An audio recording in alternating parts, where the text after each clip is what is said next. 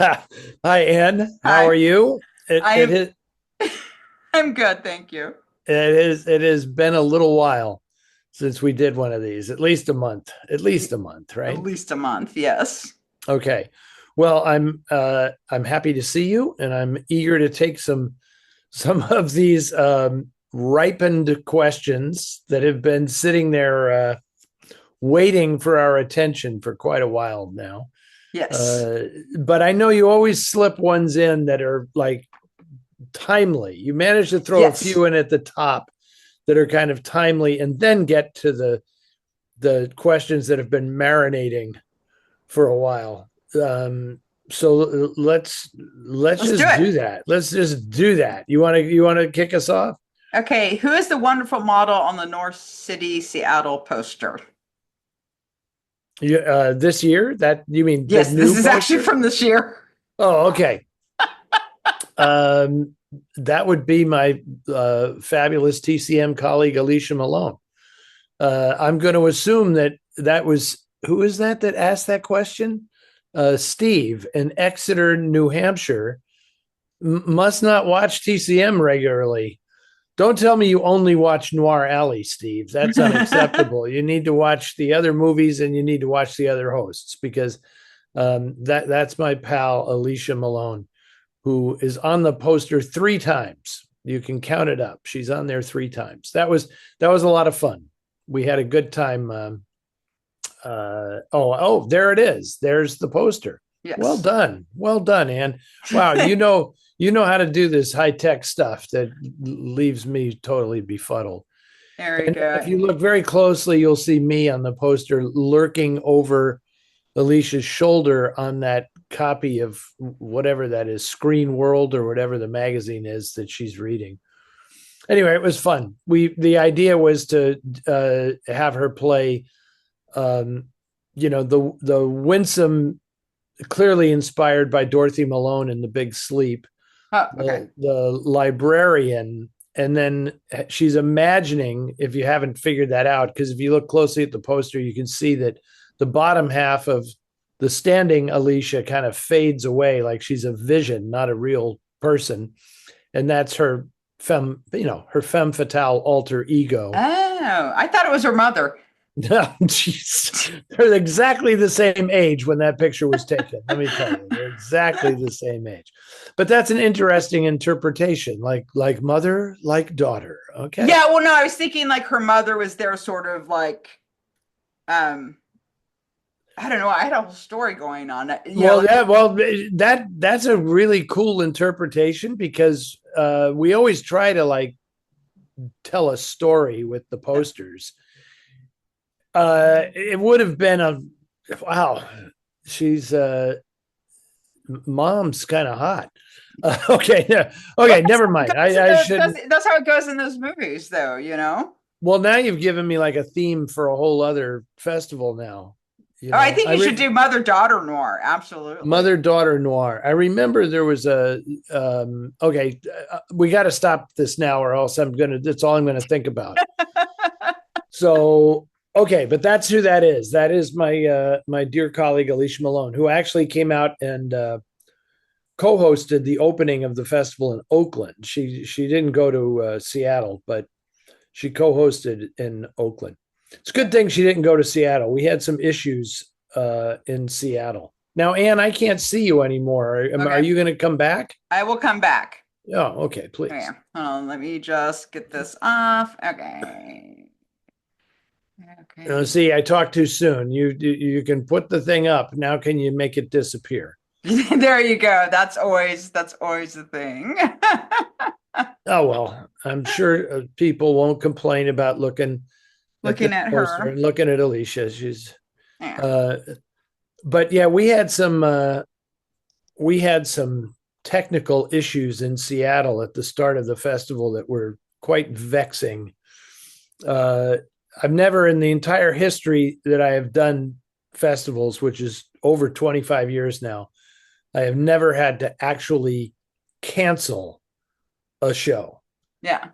with a full audience in the theater. But that's what happened on opening night because SIFF, who puts on Seattle International Film Festival, who puts on, they're the venue operator that we partner with to put on these festivals, and have done so very successfully for 16 years.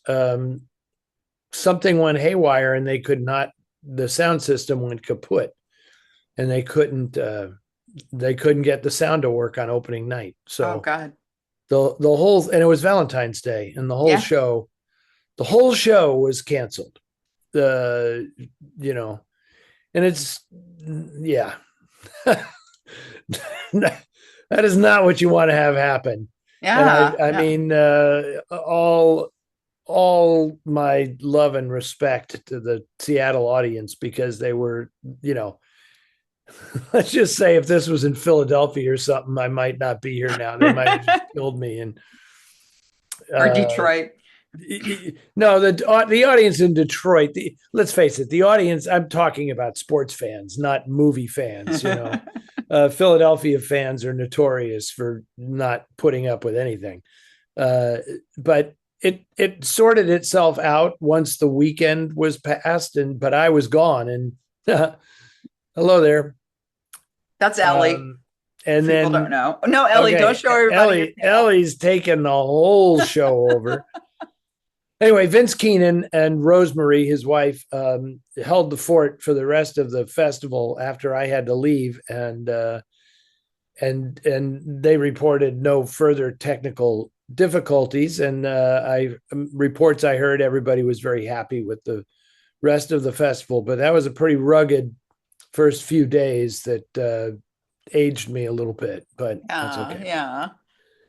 All right. So Kent just attended the Noir City Festival at the Grand Lake in Oakland and had a wonderful time. Thank you.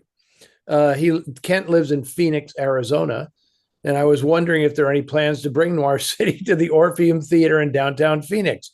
It was built in 1929. I'm surprised I haven't been there, given that Kathleen is my wife, for those of you who don't know, is from Phoenix, and I've been to Phoenix many, many times. But the answer, quite bluntly, Kent, is no. I would not anticipate the addition of any more cities to the itinerary, at least in 2025. I mean, all the dates are kind of getting fixed right now. And, I just don't anticipate anything else. So from Phoenix, I would say, come on over to LA. There you Drive go. over to LA, which is happening March 20th to the 30th of this month. I don't know when this program is airing. It's airing on March 13th. March 13th. Okay. So 1 week from tonight, we are starting in LA with a nitrate print of Roadhouse. And there'll be a wonderful opening night party and reception with live music by Lizzie and her Triggermen. And we'll show Roadhouse and Nitrate, and then a program that goes through the following Sunday, but no shows Monday, Tuesday, and Wednesday. The theater will be dark. For us, it'll be dark. There'll be other things happening, but I'm very excited. The program is very, very similar to what we did in Oakland, but there are some additional shows that I'm very excited about. We're showing four. The whole thing is based around the release in April of the new version of Dark City Dames. Yes. So since none of the Dames are around anymore, we thought we'd have fun doing a little subset of the festival on the weekends that feature neo-noir movies featuring female protagonists. And so we're showing The Last Seduction, The Grifters, Destroyer, a great Nicole Kidman noir, and Bound. And we will have Annette Bening is coming with The Grifters, and Karen Kusama, who directed Destroyer, is going to be there doing an interview with me. And Jennifer Tilly will be appearing with Bound. She plays Violet, of course, Bound. Yeah. And we're hoping that in the interim we can convince Corky Gina Gershon. We're hoping we can somehow lure her into coming to the show as well. That So would be very cool. yeah, yeah, and I'm determined because I don't know if you heard the radio show that I did with that Jennifer was part of. Yeah, actually, we're going to be posting that on social media tomorrow. Along, well, not tomorrow. It'll be already be on social media because this. Okay, so people can find it on So social we'll be media. able to by putting it up on our page with details on the screening that she's doing with us as well. So Great, because she was just a riot. She's fantastic, and I did a show, a public radio game show called "Go Fact Yourself," and Jennifer and Adam Savage from MythBusters were the guests on the show. But I won't go into great detail about it. But I was a surprise expert guest for Adam, who chose as one of his categories Raymond Chandler. And anyway, Jennifer was on the show, and she is just a hoot. She is so much fun, and you know that she's a doesn't act much anymore because she is a professional poker player. Did you know wow, that? Yeah, I mean she's like not fooling around. Like she's won like $1.5 million playing poker, and it's just great. but She she does does. not. She did come back and do stuff for Chucky though. Yeah, yeah, yeah. The Bride of Chucky and all that. Yeah, Yeah, and so she's done a character on the series. yeah, and now I think she's it's on really the cool. She's loyal to yeah. something that, you know. Just getting to know her a little bit, that doesn't surprise me at all. Yeah. So anyway, I'm very much looking forward to those special events at Noir City, in addition to the normal program, which is I enjoy the new remodeled Egyptian theater very much. So looking forward to it, and man, it's right around the corner. It is literally 2 weeks from the night we're recording this. So Yeah. there you go. That's kind of crazy. Okay, and this is from Bill Simsbury, Connecticut. There has been little to no mention of new Blu-rays of movies in our favorite genre. Can we have some titles in the pipeline to look forward to? I have to confess, Bill, I have no inside information. I mean, if I happen to be talking to somebody I know who works at one of the companies, at Kino or Criterion or Arrow or Twilight Time or one of those, then I'll find out something. The only way I actually know something is in the pipeline is if I get called to do an audio commentary. Yeah. That's how I know it's coming, and I don't do them anymore.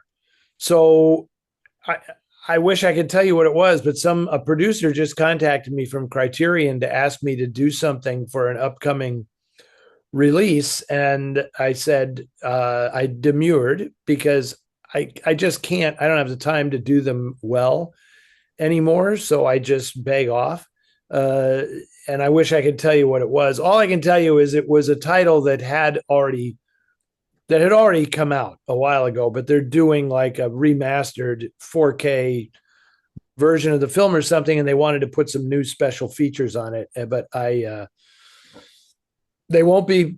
I won't be involved. I'm sorry to say. I'm trying to think of. Oh, I know what it was. It was the Big Heat. It was the Big Heat, and so yeah, don't look for me on that release. That's it. That's all I got to say. Right. Okay, this is interesting because this is something from somebody who signs their thing November Bat. That was their email name because they didn't leave a name on their email. So I just used November that. Bat. But I liked it. Okay, very good. And I'm going to read it exactly as written. Hello, Anne and Eddie, because he made a point of giving you top billing. Okay, what he says, I'm going to read this the way I think he wrote it. Remake The Great Detour from 1945. I scream sacrilegious. Just saw the 1992 version. How did this remake come about, and what did both of you think? Well, I mean, he's going to tell you what he thinks. It looked like someone filmed a middle school play. Anne, have you seen the 1992 version of Detour? Of Detour, no, I have not. I just didn't really have any interest in seeing it particularly. Yeah. Well, I watched enough of it to realize it was a middle school play at best. It came about because the and I did cheat a little bit and look ahead at the next question, Yeah. and I don't even know if you're aware that these two are related. You are aware of that. Okay, fine.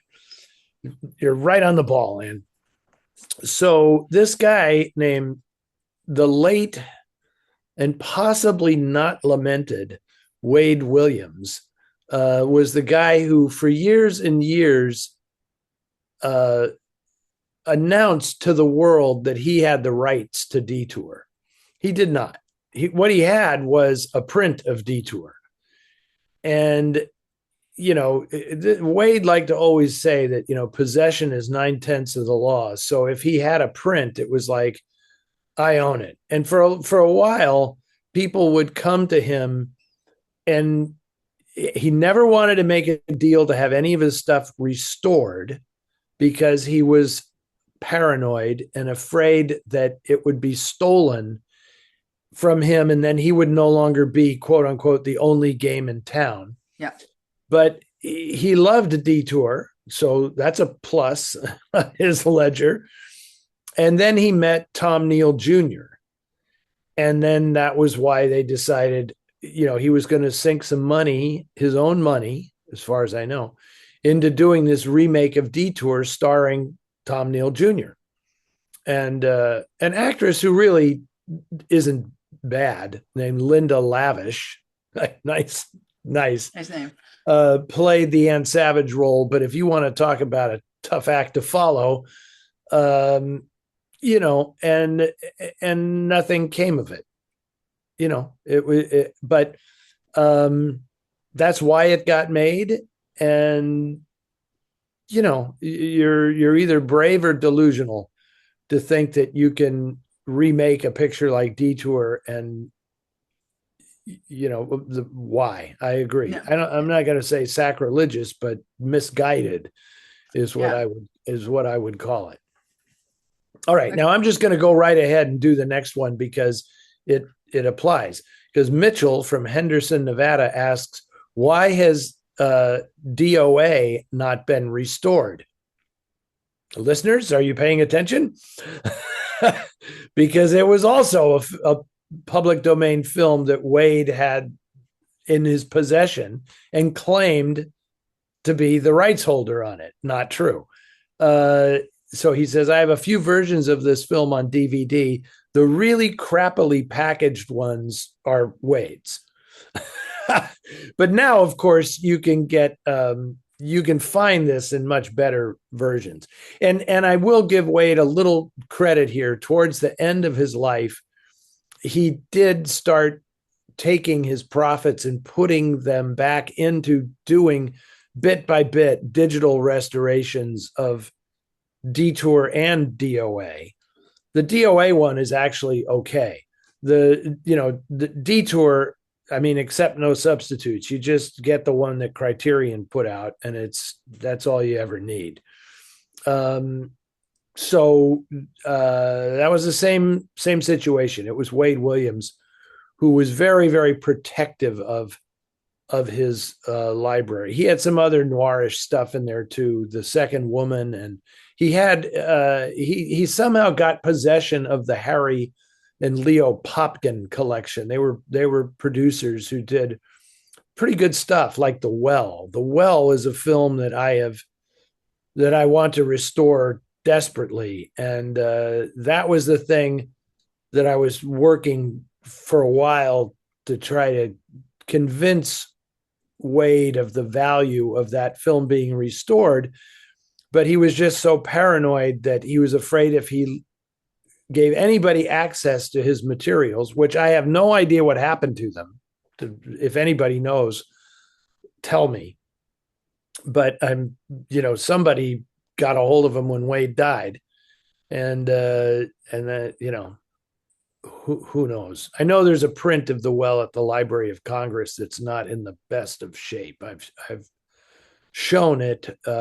So we're just looking for better materials in the hopes of restoring that eventually. Okay. So Okay. that is those.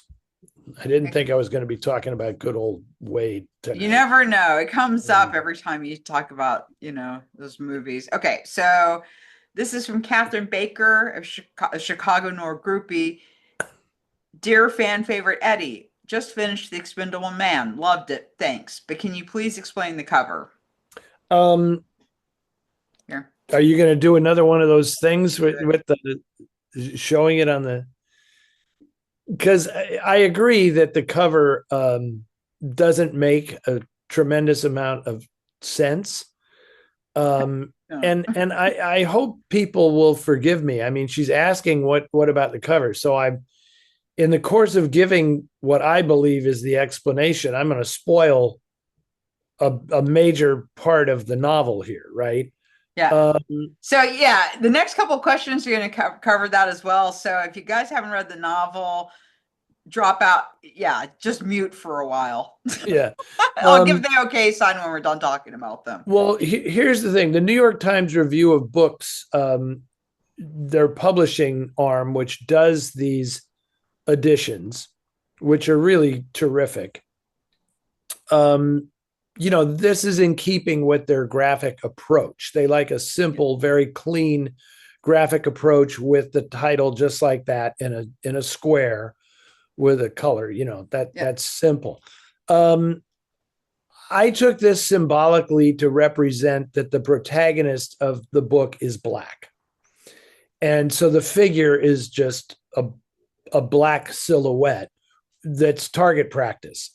That is applicable to the book, right? But I'm already seeing Dana K from Bloomington, Illinois, and Craig K of Fort Wayne, Indiana, wanted to know why this book can't be made into a movie, which is something that I said when I was talking about a different Dorothy B. Hughes movie. I can't remember which one. It was Fallen Sparrow or something on TCM. And I said, read the book because it's one of her best and it will never be made into a movie.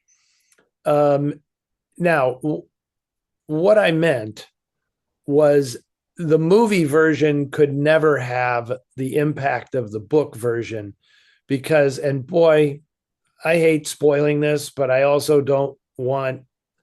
I'm assuming that Dana K and Craig I'm assuming they read the book. Yeah, they read the book, and that was their response. Because we like, why can't it be made into a movie? Well, I'm telling you. So if you haven't read the book, don't listen to what I'm about to say. I'll give you the high sign when we're done discussing this book. Okay, but to me, the reason it would never work as well is because for the first 40 or so pages of the book, you do not know that the protagonist, who is telling you the story in the first person, you do not know that he is black.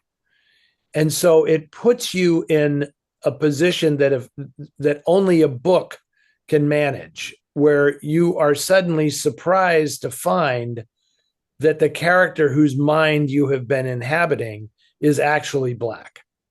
And the jolt of that is so brilliantly handled because he behaves for those 40 pages in a way that doesn't make sense to a white person. Yeah. And then all of a sudden, when you realize what's going on, you have had this incredibly brilliant literary experience of being inside black skin. And like, that's why I can't stop to pick this person up. That's why I can't do this. That's why I'll get in so much trouble if I do that.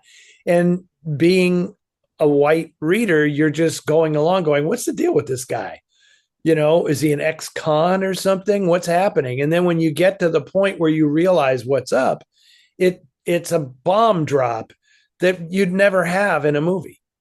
I mean, you just can't do it. It would be a gimmick that would make absolutely no sense because it's spoiled, and that's the thing. Like, you make a movie, every single person reviewing it would say, the guy's black. But when you pick up the book, it was very consciously, she must have stipulated to the publishers, under no circumstances are you telling the readers that this is a black character, and so it really worked. I thought it was brilliant, and it wasn't just a gimmick, Yeah. and don't give him the high sign yet. Okay. So who's the black cat? Oh, the black cat is Tyrion. Oh, Tyrion. Oh, Tyrion's been on the show before. Yes, he Okay, very has. good. Charles Willeford also did a book Yeah. called Pickup that Yeah. that is the same kind of thing, only he took it all the way. He Yeah. wrote the entire book without you having knowledge of the guy being black, and it wasn't until the last line of the book that was revealed. Clever, but to me it doesn't have the impact of the Expendable Man, because you because it's not in the Expendable Man. It's not really a gimmick. It's a gimmick for 40 or so pay. It's not even a gimmick. No, because It's a she's mind shift that happens, but it it makes you then experience the rest of the book in a very profoundly uh, deep way that you don't have when you read Pickup. In Pickup, yeah. it's just like, oh, that was weird. I didn't realize that. But it's not the same. It's not as deep a reading experience, I think. Well, yeah, because it also sets up some of the other themes she goes into because, there's a love story. And oh, by the way, I did want to mention that Craig also said he really liked he thought it was really romantic. But, the woman that he sort of is falling for, she's works for a white guy. They definitely have chemistry, but there's kind of like it's not going to happen, and so it just kind of sets up, I mean, it really sets up a lot of things in the novel, and I think it makes you empathize maybe with him in a way you wouldn't have if you didn't have that introduction to his character. Absolutely. I can say without quite, because this book was written in what, early 1960s, I think. Yeah. And if it was a movie in 1960 something, it would have been the most progressive movie uh, made, for about an African American character. It would have been absolutely the most progressive one, more than Odds Against Tomorrow, or any of the yeah, because it's a great book. It's a great book, but it's a great book not because it's like the greatest literature ever written or anything, but for a genre piece, for a crime novel, it's a cut above. I mean, in terms of the sociology of it and all that, it's really something. Agreed. Okay, so we threw that. Okay. Okay, okay. So if you can now listen, we're through the spoiler shock. So who's doing what now? So we're going to the next question Okay. from Terrence. Is Payday a movie where Rip Torn plays a short-tempered, ego-driven touring country singer who tries to pin a killing on his driver so he can go on touring a neo-noir? I've never seen this, but I want to see it now. Oh no, oh, come on. I'm old enough to remember when Payday came out. I think it played at the Bridge Theater in San Francisco. And yeah, it got a lot of it was very much an art house movie when it came out, and got a lot of great reviews. Rip Torn is fantastic in it. And I'd always, yeah, he well, anyway, the question is it a neo-noir?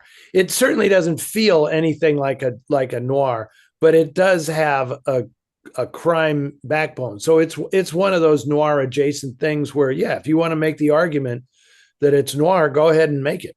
Um,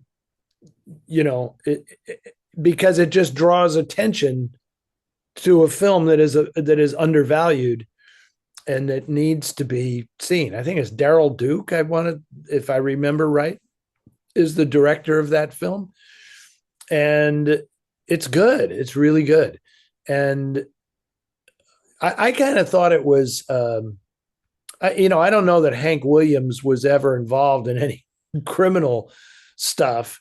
Just a lot of tragedy, no crime. But I kind of thought it was like the pill popping, living hard, honky tonk man was kind of inspired by Hank Williams. But I'm sure there are other country singers. God, I'm spacing out, right? Like George Jones or Steve somebody Earle. like. Well, Steve Earle, yeah, he's a great. I love Steve Earle, a great guy. Yeah, ain't living long, but he's still around. I mean, he definitely he has written some noir songs. Oh, very much so.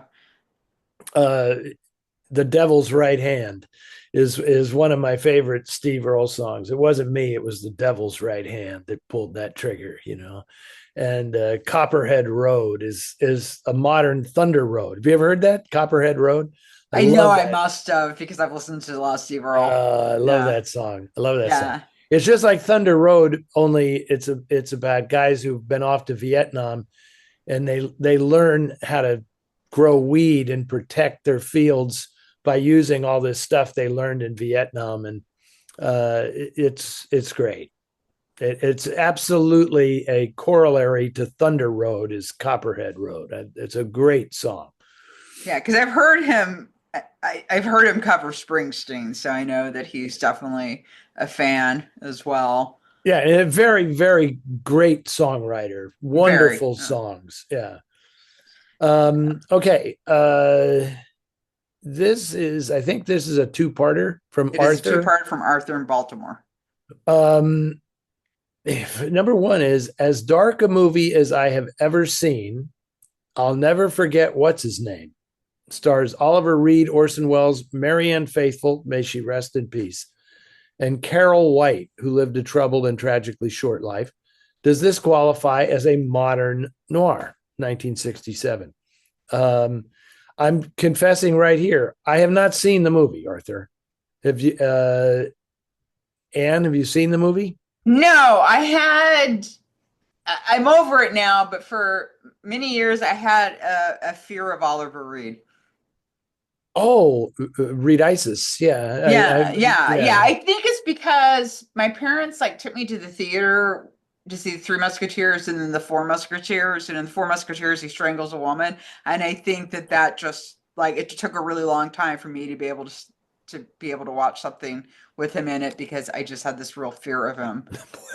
I could think of a number of movies that you're not going to be watching. Yes. Well, you got to remember. I mean, think about how young I was when the Four Musketeers came out. I saw it in the theater. I mean, I was in like elementary school. Wow, I was I was a teenager when those Richard Lester versions of the Musketeers came out. So, yeah. So you are younger than me, and so what were your parents doing taking it? I guess they figured, oh, it's the Three Musketeers. This is cool. But some of that, that was a 70s version of the Three Musketeers. So there was some pretty bawdy and raucous stuff. And we're kind of weird about stuff, like things that other people like they used to let us watch like Monty Python and, that's good. That's a good thing. And Soap, which they loved. And I knew someone like at school that was horrified that I was allowed to watch Soap because it was very progressive, Yeah. and stuff like that. But mom wouldn't like let me watch Starsky and Hutch because she thought it was too violent. So it was just very, yeah. And I couldn't watch Dallas because there was too much sex. Wow. Okay. Okay. Moratorium on Starsky and Hutch. I know, which is like really funny to me because, like I said, I could watch all this, all the other stuff she would let me watch. It's kind of stupid. It's kind of a stupid show. Sorry if anybody is a big Starsky and Hutch fan, but anyway. Because they let me stay up and watch Saturday Night Live. okay, Sorry. but we have ventured afield of Oliver Reed, and Sorry, I'll never sorry. forget what's his name. Um, and he says, well, he asked, will I be showing it on Noir Alley? The odds are slight since I haven't even seen it. Um, and he says it's on par with Peeping Tom, which Oh, okay, that's disturbing. So thank you, Arthur. I'm going to look for this, and we'll report back at some point because I have not seen the movie. Oliver Reed, though, is a fascinating character. It's just like, wow, how did that guy become a movie star? I mean, he's a good actor, but he is the ultimate uh drunken British guy, the yeah, drunken British loutish crazy actor. yeah, No one could outdrink Oliver Reed. yeah. I mean, Peter O'Toole, piker compared. Richard Harris, lightweight compared to Oliver Reed. I don't know how guys like that keep it together for as long as they do. And he started it with Hammer Studios. He did a Yeah, really, really great Wolfman movie. yeah, Yeah. yeah. I remember. I that was the first time I ever saw him. Was when he with all the makeup and everything. And honestly, he didn't need that much. Yeah. Yeah. No, but something about his bone structure stuff worked really well for being a Wolfman. It was a good piece of casting. Yeah, yeah. Yeah. Okay, Arthur's second question is you. This is funny. Your intro outro time on Noir Alley has dropped from 10 to 13 minutes to about 8 to 10 minutes. Why? And please go back to your old times if the powers that be will allow it. It matters. Well, thank you for using your stopwatch to time the intros and outros, which is kind of interesting. But I'm going to be honest, Arthur. When I noted that there was a change, I thought, is anybody going to even notice this? And the answer is Arthur in Baltimore, Maryland is going to notice this. So now I'll be thinking about it all the time. Uh, but the answer to this question is that when I started doing it, it was never TCM's intention to have me do these super long intros. Super long. I'm speaking in television terms, Yeah. or intros that are twice as long, at least, as the other ones on TCM. I just wrote they said to me, we're going to start with Maltese Falcon if that's okay with you. And so I just wrote an intro and an outro for the Maltese Falcon that felt like what I wanted to say about it, and I submitted that, and nobody edited it. So that just became kind of the standard thing, right? But things have changed. Uh, Obviously, it's money, and the reason that they're shorter is because I have to do more of them in the time allotted. That's why they're shorter. Uh, Obviously, Arthur, if you're as good a detective as I suspect you are with your stopwatch, you know that the difference in time almost directly corresponds to moving out of the studio and into the bar set in Oakland. Well, guess what? I shoot in the bar on a day when the bar is not open. And so we have to do everything in a day. So in order to do as many as they want me to do in a day, the scripts have to be, 2 minutes shorter. So that's the explanation. I mean, that's really all there is to it, you know. Um, because I used to go to Atlanta, and there was no point in flying me to Atlanta to shoot for one day. So I would always have 2 days, and then we'd shoot additional stuff, promos and interstitials and social media things on the second half of the second day. But now I kind of have to do everything in one day. And you know, I've gotten really good at it. So there aren't a lot of gaffes and mistakes and things, because you know it's not like you just, you know, you always have to do something. And it's somewhat comical because every time we schedule one of these things, we now know better. But we were scheduling shoots in Oakland at this bar, and three times now there has been some kind of parade that that in downtown Oakland that like is just screws up everything, because you can just hear it and people are coming by and there's motorcycles outside the bar and all this stuff, you know. And um it just uh it's hard sometimes to just get through one intro, you know. So that's a long-winded explanation of what's going on, Arthur, but I have no issue with it because you know, like Mark Twain famously said, you know, I would have written a longer letter, or I would have written a shorter letter, but I didn't have the time, because it's writing short is good, you know. And I'm glad they, you know, now we've established something that people expect, but I don't really have a big issue with them being slightly shorter than before. So that's it. Okay, and this is Joe from Suffolk County, New York. There is more than one reason that I watch movies more than one time. Sometimes I miss obvious things the first few times around. I just watched Act of Violence again. It took a few viewings over the course of more than a few years for me to realize that it is a movie about three women in the shadows coping with post-World War II life in America. Van Heflin and Robert Ryan are great in supporting roles. On the poster, the names of Janet Leigh, Mary Astor, and Phyllis Faxter appear under those of Van Heflin and Robert Ryan. How did this mistake get past him, DM? Okay. What were the Joe's being conditions? kind of funny now.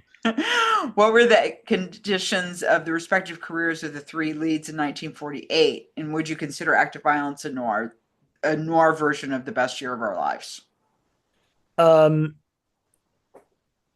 well, well, not really. The best years of our lives is, I mean, they're complementary films. If you wanted to do a film festival about films dealing with the aftermath of World War II, I would program both of those movies, and it'd be a hell of a good double bill. But although nothing really plays great with the best years of our lives, which is a film you have to kind of give some time to watching it and just thinking about it afterwards. But this is a good observation. In fact, um, Andy Wolverton recently wrote a piece for the Noir City magazine on this very subject. So Joe is probably, because I don't know how long this question has It's been like a sitting year in the ago. hopper. Yeah. He's probably read the story that Andy wrote now. He's probably suing Andy saying he stole the idea. No. But that's a really good observation, because that is more than a lot of noir films. That is really an ensemble piece, because there is no lead performance. I mean, ostensibly Van Heflin is the lead. He is the protagonist of the film, and Ryan is the antagonist, but it flips at a certain point and you realize that the antagonist is carrying his own motivations and his burden, and in some ways you could then treat Van Heflin as the antagonist of the piece. But he certainly was, for the earlier story that sets this one in motion, he was definitely the antagonist. But it is, the women are just fantastic in that film. And you know, I I'm this part of the question where he says, "What were the conditions of the respective careers of the leads?" I'm not entirely sure. I get that. I mean, Van Heflin and Ryan were, in the prime of their careers, I think he essentially. meant the women. Phyllis Thaxter was getting a lot of work without ever scoring that great role that would make her a star. Phyllis Thaxter, I don't think was star material. She was like a really good character actress. Janet Leigh, of course, was just starting out. I mean, she was, I think, just out of her teens when she made that movie. It is a little, I'm always intrigued to see how in old Hollywood movies, the age differences between the actors and the actresses could just be unbelievable. Van Heflin married to Janet Leigh. I mean, she literally is a teenager in that movie, right? And he had to be in his late 40s at that point. So that's kind of weird. And Mary Astor, of course, was that was the back end of her career, and she's the best one in the movie. She's the She's best performance incredible. in the movie, Yeah. and so fabulous that she had no vanity whatsoever in playing that role. That she was just worn out and blousy and just uh, it's rare to see a performance by a major actor where it's like, this woman does drugs. I mean, you could just tell looking at her that, like, if somebody came in and said, I just scored some heroin, like she would be firing up getting her spoon and everything. She's like ready to do it, and you didn't see too many characters like that in Hollywood movies of the time. So, good on you, Joe, for seeing how important the women are to that film. And it's also fascinating because at the end of the movie, there's like a whole other movie that's about to start, right? Where Ryan says, I'll tell her, and he's going off to tell Janet Leigh that her husband is dead. Like, wow, that's just you can imagine there's a whole other movie that is about to start. So great film, great Yeah. film. On And I just wanted to say really quickly about Mary Astor's. I also really liked her in Kiss of Death. you Is it mean Kiss? Not Kiss of no? You Death. mean A Kiss Before A Dying, Kiss Before Dying. She was A Kiss Before where Dying. Yeah. she plays Robert Wagner's mother. Yeah, she's really great in that. I mean, it's a small role, but she's just really fantastic in it. Yeah, she is. She's great. And Robert Wagner told me that, like, can you believe this? Like, because it was funny. I said, what inspired you to want to play this villainous character? And he said that they were casting Mary Astor as my mother. That That's was why he his took it? answer. Yeah, he said, I love Mary Astor, and the idea that I'd be making a movie with her and she'd be playing my mother was just too good to pass up. I mean, that was his answer. I Well, mean, he is a pretty savvy movie guy. yeah. So he knew that a lot of really great actors had made that transition. So he said, oh, this is great. I get to be like, my Richard Widmark role, or my Tyrone Power in Nightmare Alley role, where I'm the handsome matinee idol kid going over to the dark side. I mean, he totally understood that's what he was doing. I mean, how could you not when you read that script? Yeah. But um, he was enthusiastic about it because he very much admired those other actors for doing the same thing before him. Cool. Okay, you want to read the last question? Sure. This is from Ken in Oklahoma. And Ken wants to know, is there one film noir that either of you feel does not get the attention it deserves because people just don't consider it a true film noir?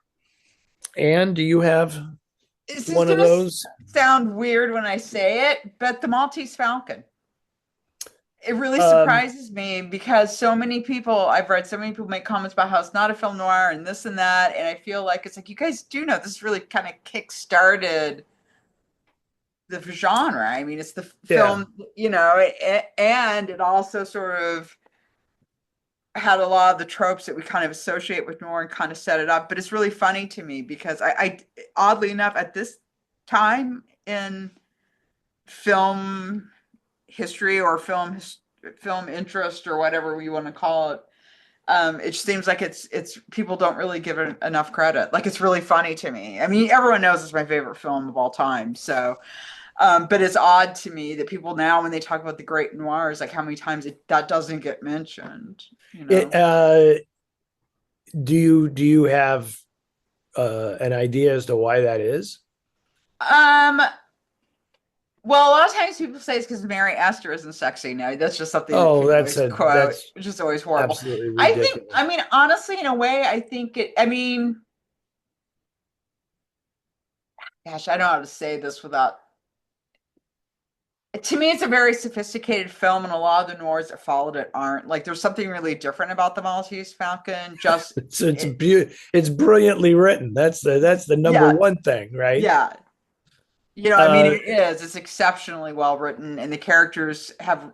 I mean, to me, it's like a perfect film. And I know if people kind of want things to be more B-ish, maybe people have an yeah, expectation well, now that film noirs are it's B's. character driven. It's a Yeah, character driven movie. It's not a plot driven movie. I mean, correct. and personally, I think it's because it doesn't look like classic film noir, Yeah, right? I mean, Arthur Edison's cinematography is not like John Seitz or Woody Burdell. It's not the classic noir look of yeah, the Killers or Crisscross or something like that. But here's the thing, and plus, as somebody who talks about noir on the literary side all the time, there is a crucial distinction to be made between detective stories and noir stories. Because in detective stories, the lead character is the good guy, right?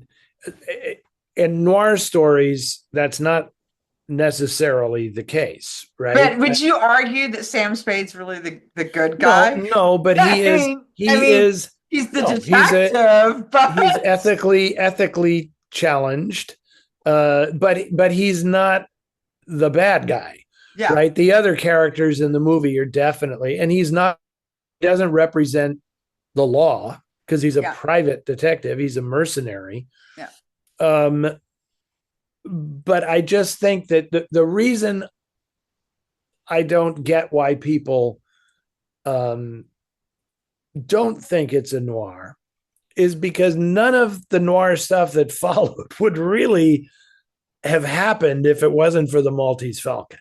yeah, I mean, Bogart had to play that part. He had to make, because it's not like Bogart in High Sierra is going to change American movie history. The Bogart in, you know, the all of the 1930s isn't changing movie history. The Bogart in the Maltese Falcon is he is changing movie history as that movie unfolds in 1941 because he is completely creating a new archetype that even if it's not if people want to argue it's not noir, it is setting the table for everything that's to come because his attitude, his cynicism, the moral relativism of the whole world that Hammett creates, that's all what led to noir and what made it possible. yeah, So and that very complicated plotting too. yeah, You know, and that kind of ending where everything kind of sucks at the end. I mean, that's not a happy ending film. I mean, it's not, but it's also not the noir tragedy, no. that Yeah. I think a lot of people come to expect. I mean, the humor of it that was came straight from Hammett Yeah. was that everybody just picks up and moves on, Yeah. right? Except of course Bridget, Yeah. who is going over, Yeah. uh, but which I think is kind of brilliant. Not kind of brilliant. It is absolutely brilliant in a way. How Gutman just kind of like his whole world hangs in the balance, and it's like oh well, so be it. We're moving on. Well, and I I'll love see you in Istanbul. Peter Lorre's character all perks up like a little kid. Yeah, yeah. I mean, I just love Going on. that. Like this crazy avarice is just making a world tour and it's never going to stop. Yeah. It's fabulous. So anyway, my answer to this is, and I know that Ken was saying one film, but I'm going to say there's a whole subset of noir, which is the period stuff, the films that were period films when the films were being made. So all the stuff, especially stuff set in England in the Edwardian era, Yeah. people don't think of that as being noir, because they just don't want to, because they associate noir with fedoras and overcoats and Packards and all that kind of stuff. So they're dismissing the Edwardian stuff because they don't like the clothes, right? But the stories, I mean, when you watch like The Suspect with Charles Lawton and Ella Raines, I mean, that is a fantastic noir. It's the movie that Siadmak thought was his best film that he made in America. Better than The Killers, better than Crisscross, better than Cry of the City. He loved The Suspect. And, when people say, but that's not noir, I say, so what you're telling me is noir is about the clothes. That's what it means to you. It's the clothes, because that's the only thing about The Suspect that makes it not feel like a normal noir is the clothes they're wearing. Yeah. If you put them in 40s fashions and made the exact same movie, everybody would be screaming, this is one of the best noirs ever made. So, and there's a whole bunch of those movies, right? So Evil, My Love, and The Hangover Ivy. Square. Ivy. Oh, Ivy is so great. She is Joan Fontaine in that movie is one of the great femme fatales ever. And yet a lot of people don't even know what that movie is because it's set in England and it's in an Edwardian film, and which in some ways makes it all the juicier because everybody is behaving, so snooty with their nose in the air, and we're all so perfect, and yet they're these despicable, horrible people. So that's my whole subset that I don't think gets enough credit for being noir. And I don't know what I think the term that people use for it now is gaslight noir. Yeah. Not meaning like gaslight the behavior, but gaslight like literally street lamps, like gas street lamps. So in case people don't know, the term gaslighting actually comes from the movie Gaslight. The male character's gaslighting the female character by using gaslight, and that's where that phrase comes in. That's a great trivia question, and I wonder if there are any other movies that inspired a term in the language that comes directly from a movie. Like gaslighting. That is pretty fascinating. I remember saying it to a family member of my family who's very young, and they were like totally baffled at like why is it called gaslighting? Because there was all this. There are so many shows today about gaslighting, the whole Dirty John phenomenon and all that stuff, where it's men just, tricking women and gaslighting them. And it's, you're the one that caused this problem and blah, blah, blah. And it's just fascinating when I tried to explain to them it's from a movie. Yeah. they honestly didn't believe me when I told them this, oh no, here, I'll show it to you. Yeah, because I think most people that use that term have no idea that the origins of the term at all. Right. Yeah. Yep. Well, Anne, that's all of our questions this time around. We this was a somewhat, for from our standards, this is a somewhat compact show. Yeah, we did a good job on this one. Yeah, we got through the questions. Yes, we did. Yeah, there's a lot of good overlap with with the questions. So yeah. So anyway, in case people were wondering, these are from about a year ago, which is why there's a bunch of questions about the Expendable Man because we talked about it then, and then all this. But Okay. Well, everything. we'll see how it goes. We might have to like maybe we'll do like a marathon, or maybe we'll do a thing where I actually just answer the questions and then we can post them as text, to kind of catch up, you I know. know. I know. We're Um, doing our best. So you're going to Hey, be. here's something I'm just going to throw out there because this will be my sign off tonight. So I'm sure people are familiar with Imogen Sarah Smith, who is the editor in chief of the Noir City magazine. I hope people who watch this also subscribe to get the magazine. And Imogen and I are, planning the editorial calendar for the year. And we both wanted to start including letters to the editor. Right now, we know that Ask Eddie used to be a feature in the magazine, not a feature, but a department in the magazine where people could just send in questions. We don't want to do that because this is now Ask Eddie and Ann. But it would be cool if there are people who watch this, if they have a question or something and they want to send it into the magazine for inclusion in the digital and print edition of the magazines, whether it's a question or a comment on something that has appeared in the magazine. That would be great. We would really appreciate that because it's just one of the things that to me is interesting is because we do that magazine as we want it to be as much of an old school approach to publishing a magazine as we can make it in the modern era. But one thing that lacks is because everybody does social media now, but nobody writes letters to the editor, right? Because it's like it's going to take too long, as we've proven with these things here, right? But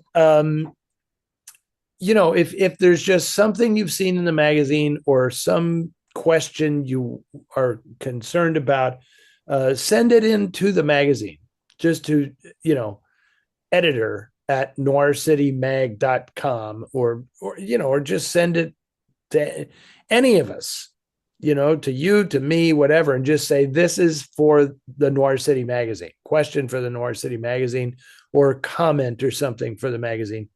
Eddie, if somebody wants to subscribe to the magazine, how do they accomplish that? They do that by going. Let me see if I can remember this. You go, I think, to either. Well, where do they go? And they go to. Filmnoirfoundation.org slash That's it. contribute or just That's it. contribute tag up there on the menu on the top, and you contribute $20 or more to get the magazine, but you also have to sign up on the email subscribing list, right? Yes. Because that's how you get the magazine. We send you an announcement, and there's you can download it as a PDF, basically. So it's really important that you sign up on the emailing list because we cannot Correct. get the magazine to you otherwise. And when you sign up on the email list, you'll get an email from us confirming. So you just got to confirm your Right. email. Then you can contribute $20 or more to the foundation, and then you will get the magazine when it's released. Fabulous. Yeah. And as always, I say, I know we sell it through Amazon, which is more than ever annoying to me. And but they keep most of the money, Yeah. right? So we're working on it. We're going to figure out how to get the print edition done some other way. I mean, I'm not going to complain that Amazon does a very good job printing the magazine and getting it out to people quickly, right? But um, I would love an alternative.